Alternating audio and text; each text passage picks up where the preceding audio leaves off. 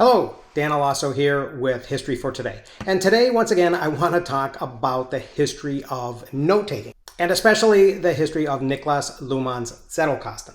Now, I have found another thing to read, and I have just read it and processed it. So I'm going to talk about the content of what I read and also about the process of taking my notes on it and getting them into my system. So the thing that I found was a relatively new book called Raw Data is an Oxymoron, which is a series of essays edited by Lisa Gittelman, MIT Press, 2013.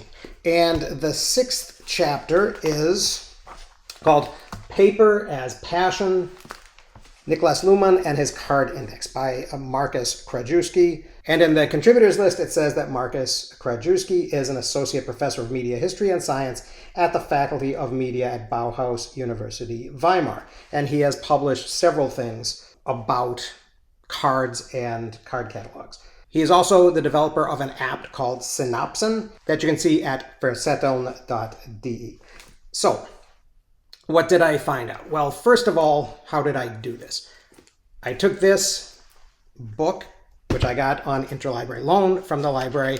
I got my trusty scanner out and I scanned it and I turned it into a bunch of PDF pages. And then I brought them into Adobe Acrobat Pro and stitched them together into a single document. And then I ran Adobe's OCR process on it so that the text can actually be recognized by software. And once I did that, I put it into Margin Note 3 and I sat down with my iPad and my trusty pencil and highlighted it and made notes to my heart's content.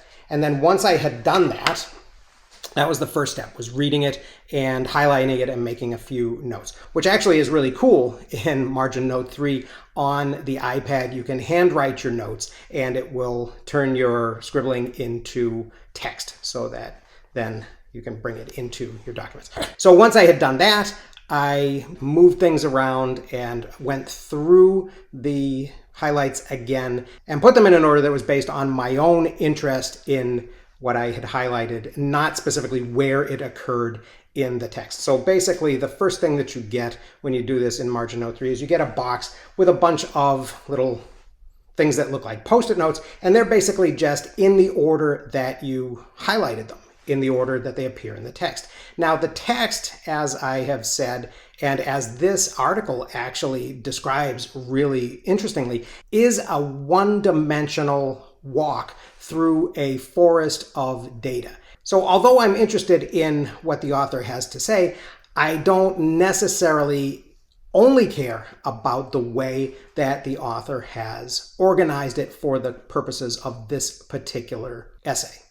And so I want to talk a little bit about that. But let me tell you what Markus Krajewski said, because I think that will shed some light on what I'm talking about here. So in Paper as Passion, Krajewski begins by talking a little bit about Hegel, who apparently also had a slip box back in the 18th century. I'm not that particularly interested in Hegel himself or in his slip box, so I'm going to pass by that. Krajewski does say that writing and excerpting form the basis of everyday note-taking. And then he quotes Luhmann. And one of the reasons that I searched for this text is that Krajewski quotes Luhmann from a variety of different sources. So now I don't necessarily have to go and find all of those sources. He quotes Luhmann as saying, "When I read a book, I do it in the following way. I always have a note card on hand on which I note the ideas of certain pages. On the backside, I record the bibliographical information. When I have read through the book, then I go through these notes and I consider what could be useful for notes that have already been written. Thus, I always read with an idea toward the notability of books." By which I think he means the usefulness of the content in the books to his own research and his own set of interests. And this is a really great description by Luhmann himself of his method, I think. So Krajewski then goes on to quote a passage from the interview in Archimedes und Wir. In this passage, the interviewer is saying to Luhmann that the Zettelkasten is really the basis, so to speak, of your work. And Luhmann says yes. And the interviewer says, without which, if one were to take that from you, then it would be difficult. And Luhmann says, yes, it would be very difficult. Krajewski also addresses the arbitrary nature of the numbering system on the card and says that Luhmann has created a concrete address for each card, which may thus not be rearranged into a thematically centered system or an alphabetical catalog.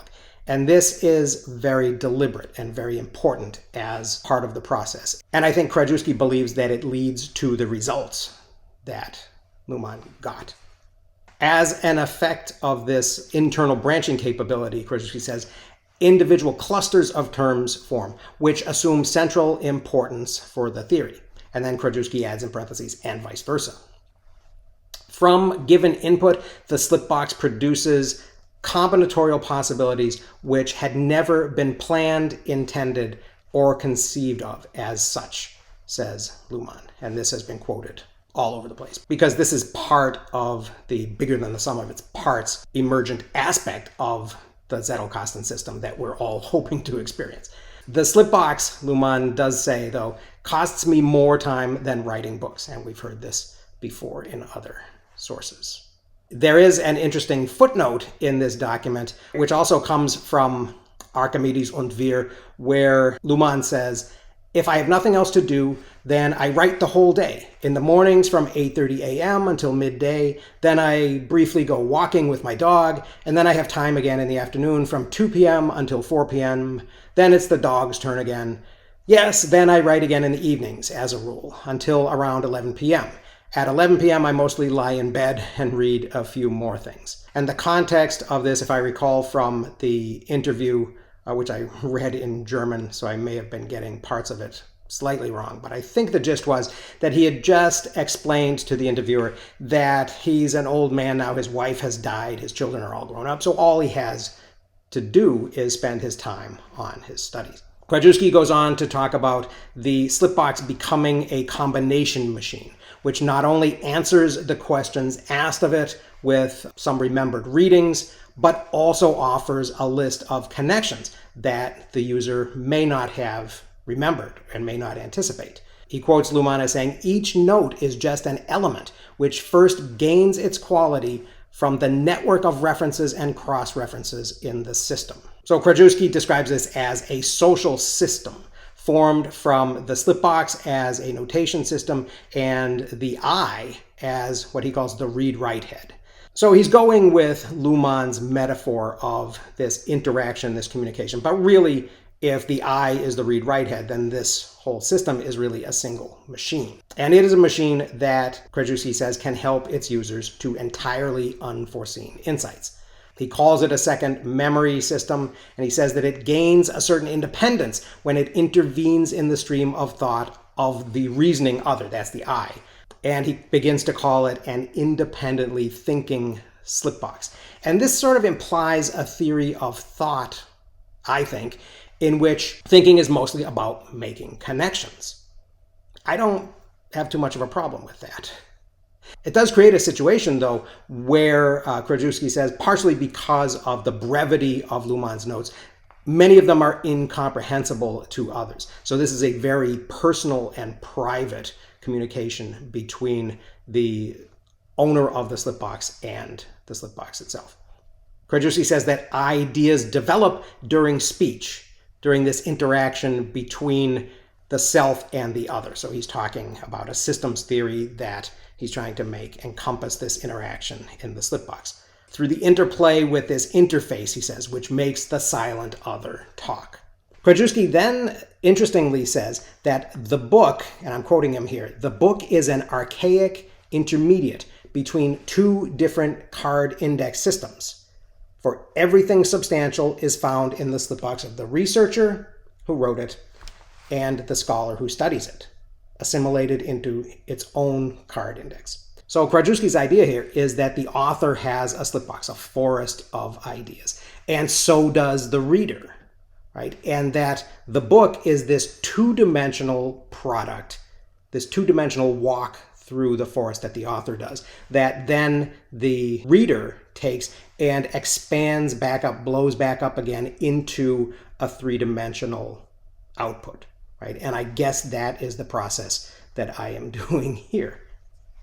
It's interesting. It's very interesting to me, though, that both of these slip boxes are multidimensional, and the book that stands between them is one-dimensional. And we could think of this as a good thing or a bad thing or just the way things are right now, but it does kind of lead to interesting speculations about what might come after this, if we can move on from this one-dimensional communication between these two very complex multidimensional systems.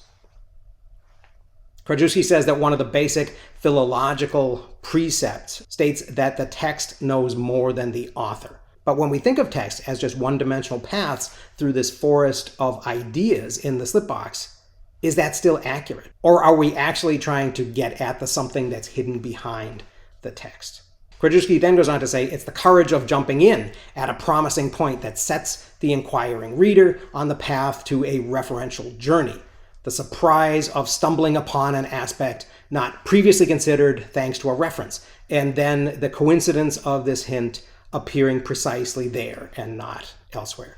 So coincidence and contingency are really interesting elements of this whole process. And then Krajewski finally concludes by talking about how does one succeed in endowing the slipbox with this ability for surprise, supported by an indispensable abundance of information. And he answers his question by saying, in a word, time, with which the complex structures will develop without outside assistance. These will arise so long as it is guaranteed that the user injects information in the form of small textual building blocks, facts, thought fragments, longer excerpts, all the way to completely predetermined lines of reasoning with sufficient persistence. And moreover, that these be tied into the existing referential structure. So apparently the moral of the story is that I should just put everything that I find in, and I should comment on it, and I should spend time making sure that I link it to other stuff so that I can start to create these webs of knowledge. And apparently that is the system that Luhmann used. And apparently he did spend more time tending to this garden than actually writing the 500 articles and the 50 books that he published during his career. So that was an interesting read for me. I was also pretty pleased with the way that scanning the document, bringing it into margin note and highlighting it, then arranging my highlights, and then actually I was able to get an outline of those and put them into Obsidian and then use that as the basis of what I have just said to you. So I hope people found that interesting. I was certainly interested in both the content and the process. So stay tuned for more, and thanks for listening. I will see you again next time.